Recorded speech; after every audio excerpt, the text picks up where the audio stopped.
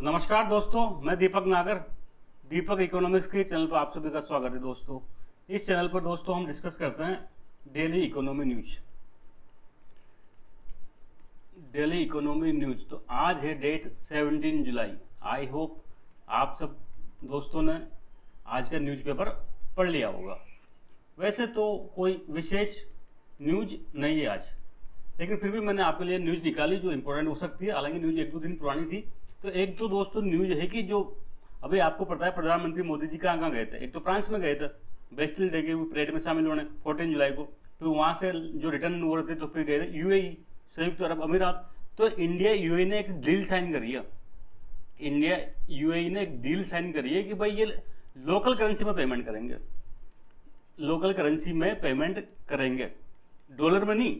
Indian currency रूपी, UA currency दिरहम, इसमें ये क्या करेंगे, इसमें पेमेंट करेंगे। तो मैंने इसको थोड़ा पहले भी पढ़ाया था एक बार कि भारत क्या चाहता है। भारत चाहता है कि इंडिया का जो रूपी है ना उसको इंटरनेशनलाइजेशन करो, अंतर्राष्ट्रीय व्यापार में उसको शामिल किया जाए। तो इसी दिशा में ये कदम उठाया गया। थोड़ा उसको और डिटेल में हम एनालिसिस कर लेंगे। सेकंड न्यूज है, सेकंड न्यूज में बताऊँ एक स्कीम है जो बार बार आ रही है। मैं जब भी न्यूज पेपर देखता हूँ उसमें वो न्यूज आती है। एक रिजर्व बैंक की इंटीग्रेटेड ओम्बुड्समैन स्कीम है, आप सब लोगों ने पढ़ा होगा। बैंकिंग के लिए तो ये न्यूज बहुत इंपॉर्टेंट है।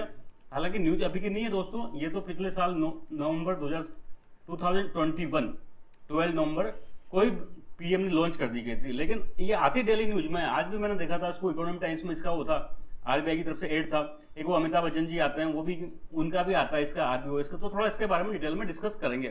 तो दोस्तों हम बढ़ते हैं हमारी फर्स्ट न्यूज पर। आप सबसे पहले न्यूज देख सकते हैं। न्यूज़ पे बढ़ने के पहले मैं आपको बताऊं कि आप इसको लाइक करें, हमारे चैनल को शेयर करें, सब्सक्राइब करें। दोस्तों अगर आप इसको प्रमोट करोगे तभी हम इस चीज़ को कंटिन्यू रख पाएंगे, नहीं तो इतना टाइम की कमी होती है। तो आप फर्स्ट न्यूज़ देखो, हमारा इंडिया एंड यूएई ने क्या किया, जो रूपी दिरहम ट्रेड को प्रमोट करेंगे। कैसे करेंगे वो मैंने आपको पहले एक दिन रशिया के मामले में बताया था कि एक वोस्ट्रो अकाउंट खोल के करते हैं, वो अलग मसला है, पर अभी हम देख लेंगे। तो न्यूज पढ़ो आप, India UAE sign pact to trade in local currency amid PM Modi visit. तो आप लोगों को भी पता होगा प्रधानमंत्री मोदी जी अभी कुछ विजिट पे गए थे। सबसे पहले वो गए फ्रांस में। फ्रांस में बेसिकली उनको क्या था, 14 जुलाई को जो एक वहाँ बेस्टिल डे होता है, मनाया जाता है। जैसे इंडिया में रिपब्लिक डे मनाते हैं, ऐसे वहाँ का राष्ट्रीय दिवस है वो बेस्टाइल डे। एक्चुअली अगर आप लोगों ने वर्ल्ड हिस्ट्री पढ़ी हो तो इसी दिन क्या हुआ था, इसी दिन जो फ्रांस की रेवोल्यूशन थी ना 1789 में, वो स्टार्ट हुई थी। ये बेस्टिल एक किला था राजा का। तो यहाँ पे है ना, वहाँ जो रिवोल्यूशनरी ने क्या किया था, लूटपाट कर ली थी और उसमें आग लगा दी थी। तो शुरुआत यहीं से मानते हैं 14 जुलाई को। तो यहाँ पे गए, उसके बाद वो सेकंड उसमें गए यूएई में। आप लोगों को पता होना चाहिए जो गल्फ कंट्री है ना, उनमें सबसे इंडिया का सबसे इंपॉर्टेंट ट्रेडिंग पार्टनर, चाहे वो फ्रेंड हो, वो आज की डेट में यूएई है। इसकी राजधानी क्या है, अबू धाबी। दुबई भी इसका एक शहर है, अबू धाबी में कैपिटल इसकी, दुबई इसका शहर है। बेसिकली ये है ना 7 अमीरात, 7 देश टाइप है, उनको मिला के एक बनाया गया है। जब इसका नाम क्या है, संयुक्त अरब अमीरात। तो 7 एमिरेट्स हैं, उनको मिला के क्या बनाया गया है, यूएई बनाया गया है, जिसकी कैपिटल क्या है, अबू धाबी है। ये इंडिया का 3rd लार्जेस्ट ट्रेडिंग पार्टनर है। आप लोगों को जान के आश्चर्य होगा, इतना छोटा सा देश हमारा क्या है, 3rd लार्जेस्ट ट्रेडिंग पार्टनर है।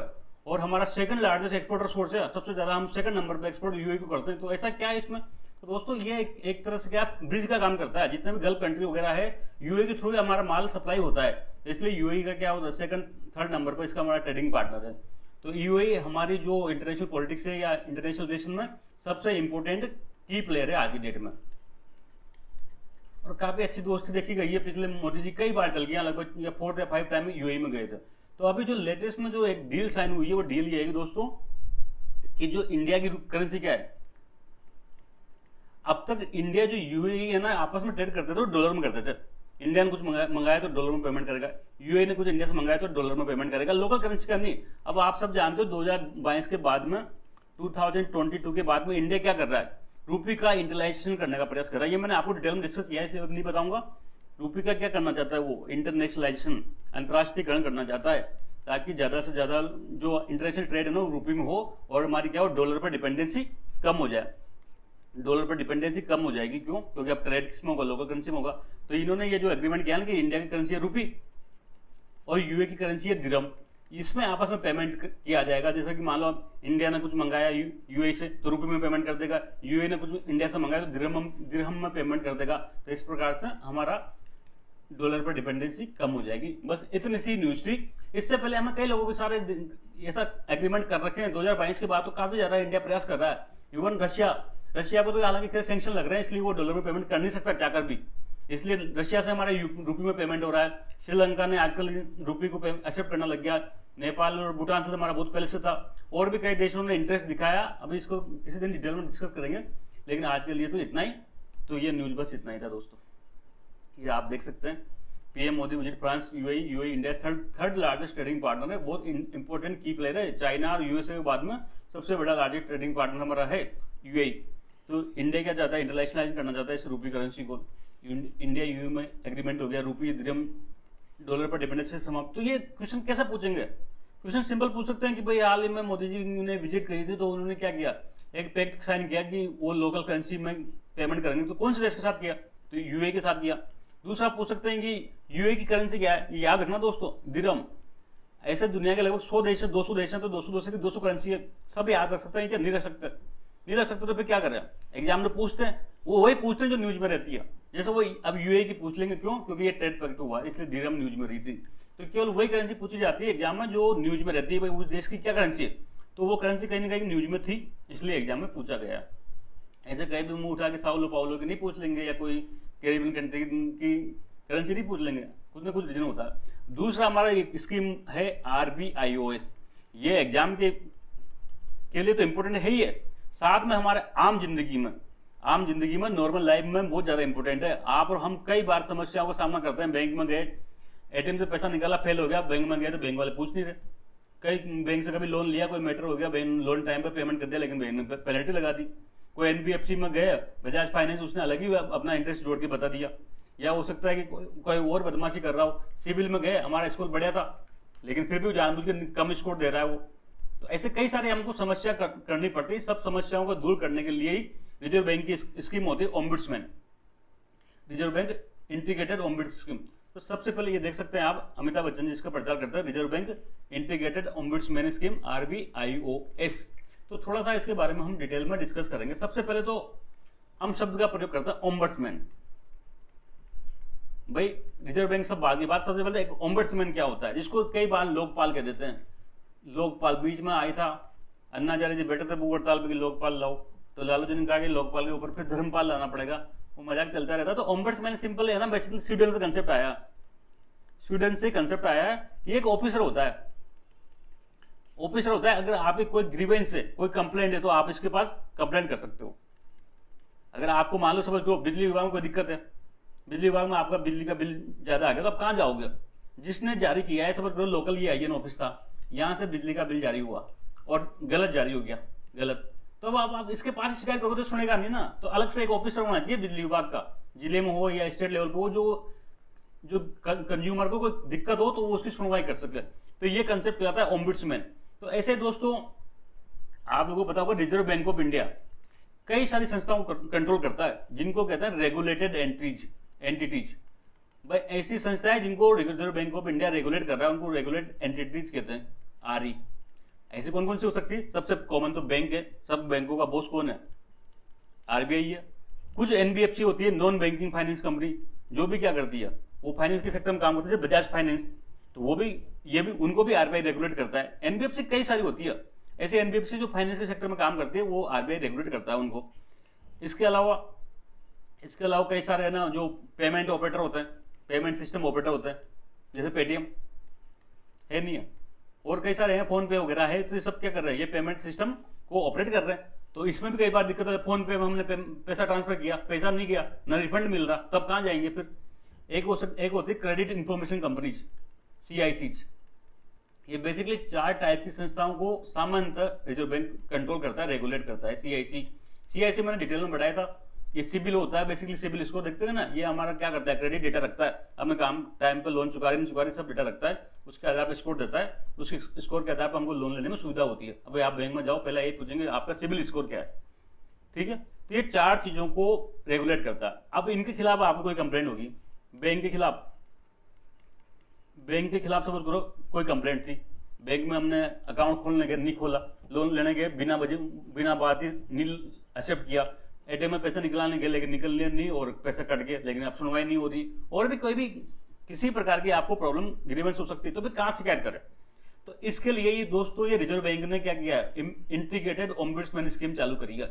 अब इंटीग्रेटेड क्यों, तो पहले देखो दोस्तों बैंक के लिए, अब मैं थोड़ा और बताता हूँ, जैसे कि ये आरबीआई था, अभी किसको रेगुलेट कर रहा है, बैंक को कर रहा है। तो बैंक को क्या करने के लिए, बैंक के खिलाफ अगर कोई कंप्लेंट है तो उसकी शिकायत कर दो, किसमें, आरबीआई की ओम्बुड्समैन स्कीम में।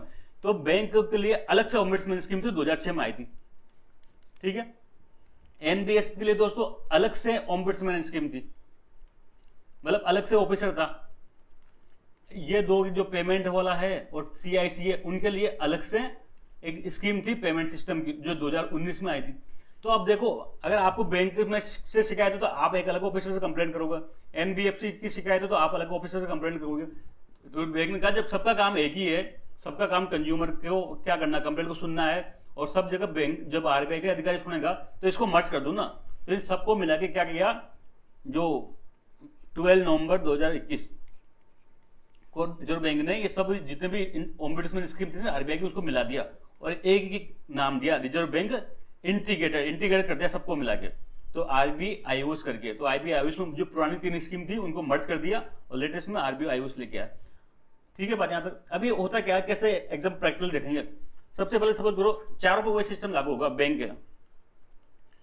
आपने बैंक में सपोज करो एटीएम में पैसा निकाला, डेबिट हो गया, लेकिन पैसा विड्रॉ नहीं हुआ, ठीक है बात। ये तो सामान्य कंप्लेंट है, सबसे कॉमन यही दिक्कत आती है, हम सबको पता है, कई बार एटीएम से पैसा निकालते नहीं निकलते। तो अब कहां जाए, वेयर टू गो, बैंक में गए, बैंक में सुनवाई गई, तो जो तब फिर ये कहता है कि सबसे पहले आप है ना बैंक में शिकायत करो, ठीक है। बस सीधा आप रिजर्व बैंक के पास शिकायत नहीं कर सकते, जो ओम्बुड्समैन है रिजर्व बैंक का उसके पास कंप्लेंट नहीं कर सकते। सबसे पहले आपको जिससे दिक्कत है, बैंक हो गया, एनबीएफसी हो गया, पेमेंट ऑपरेटर हो गया, उसके पास शिकायत करो, बैंक के पास कंप्लेंट करिए, ठीक है। अब इसके पास 30 दिन है, 30 दिन में इसने समझ करो आपको प्रॉब्लम सोल्व कर दी, तब तो बहुत ही बढ़िया, मजा आएगा, ठीक है। लेकिन सोल्व नहीं करी, ध्यान नहीं दिया, सोल्व नहीं करी, या फिर आप उससे सेटिस्फाइड नहीं हो, या उसने सोल्व करी, आपको लेटर लिख के देते हैं कि नहीं पैसा वैसा वापस नहीं आएगा, या आप उससे सेटिस्फाइड नहीं हो।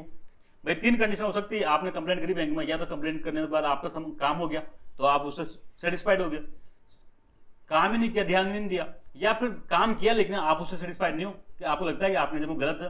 तो ऐसी स्थिति में, ये 2 स्थिति में अब आप शिकायत करोगे कहाँ, रिजर्व बैंक के इंटीग्रेटेड ओम्बुड्समैन स्कीम में।